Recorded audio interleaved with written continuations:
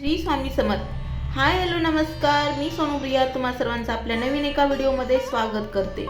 स्वामी भक्तांनो, श्री स्वामी समर्थ महाराजांच्या कृपेने आपल्या घरामध्ये देवाची पूजा, देवाची सेवा आणि नामस्मरण करत असतो. परंतु कधी कधी देवाची मूर्ती जुनी होते, खराब होते आणि चुकून खंडित होते. अशा वेळी अनेक भक्तांच्या मनात प्रश्न निर्माण होतो की या मूर्तीचे करावे काय. आजच्या या व्हिडिओमध्ये आपण जाणून घेणार आहोत खंडित झालेली स्वामी समर्थ महाराजांची मूर्ती, जुने देव किंवा फोटो किंवा देवतांच्या मूर्तीचे सन्मानपूर्वक विसर्जन कसे करावे, तसेच विसर्जन विधी काय आहे. श्री स्वामी समर्थ. मूर्ती खंडित झाल्यास काय करावे. भक्तांनो, देवाची मूर्ती ही आपल्या श्रद्धेचे आणि भक्तीचे प्रतीक असते. जर एखादी मूर्ती चुकून खंडित झाली तर घाबरून जाऊ नये. मनामध्ये महाराजांची क्षमा मागावी. खंडित मूर्तीची नियमित पूजा न करणे, तिचे सन्मानाने विसर्जन करावे आणि नवीन मूर्तीची प्रतिष्ठापना करावी. त्यानंतर विसर्जन करण्यापूर्वी महाराजांची मनोभावे प्रार्थना करावी. हातात अक्षदा घेऊन म्हणावे, हे श्री स्वामी समर्थ महाराज, माझ्याकडून जाणून अजाणून झालेल्या चुका आणि त्रुटींसाठी मला क्षमा करा. आपल्या कृपेचा आशीर्वाद सदैव माझ्यावर राहू द्या आणि माझ्या कुटुंबावर कोणतेही संकट येऊ देऊ नका. माझे कोणतेही संकट आले तर ते टळून जाऊ द्या. हे करून त्या मूर्तीसमोर क्षमा मागावी. मूर्तीची उत्तर विधी पूजा कशी करावी ते मी तुम्हाला सांगते. मूर्तीवर थोडे पाणी, अक्षदा, गंध आणि हळदी कुंकू वाहून पूजा समाप्त करावी.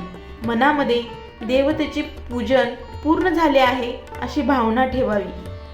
तर देवता विसर्जन विधी काय आहे ते मी तुम्हाला सांगते. देवता विसर्जनासाठी स्वच्छ पाटावर मूर्ती ठेवावी. मूर्तीला गंध, अक्षदा, हळद कुंकू अर्पण करावे. त्यानंतर नैवेद्य दाखवावा. हातात अक्षदा घेऊन यांतु देवगणा सर्वे पूजा मादाय पार्थिवा इष्टकाम सिद्धार्थ पुनरागमनाय च. यांतु देवांगना सर्व पूजे मादाय पार्थिवा इष्टकाम सिद्धार्थ पुनर्गमनाय च. हा मंत्र जप करावा. यानंतर अक्षदा देवावर अर्पण कराव्यात. विसर्जन कसं करावं ते मी तुम्हाला सांगते. मूर्ती स्वच्छ कापडामध्ये गुंडाळावी आणि परंपरेनुसार तांदूळ, सुपारी आणि एक नाणं ठेवावं. त्यानंतर मूर्ती श्रद्धेने पवित्र ठिकाणी विसर्जन करावी. जर वाहते पाणी उपलब्ध नसेल तर आपल्या स्थानिक परंपरेनुसार मंदिरातील व्यवस्था किंवा योग्य पद्धतीचा अवलंब करावा. तर मी तुम्हाला सांगते काय करू नये. अनेक वेळा भक्त खराब झालेल्या मूर्ती, फोटो मंदिरात, झाडाखाली, देवस्थानाजवळ ठेवून येतात. पण देवतांचा आदर करणे खूप मोठी जिम्मेदारी आहे. म्हणून देवतांचा आदर राखून योग्य पद्धतीने त्याची विल्हेवाट लावणे आवश्यक आहे. भक्तांनो, श्री स्वामी समर्थ महाराजांची सेवा नेहमी श्रद्धा, प्रेम आणि भक्तीने करा. तुमच्या घरात सुख, शांती आणि समाधान लाभो हीच ईश्वरचरणी प्रार्थना. जर तुम्हाला हा व्हिडिओ आवडला असेल तर लाईक करा, चॅनलला सबस्क्राईब करा आणि हा संदेश इतर भक्तांपर्यंत पोहोचवा.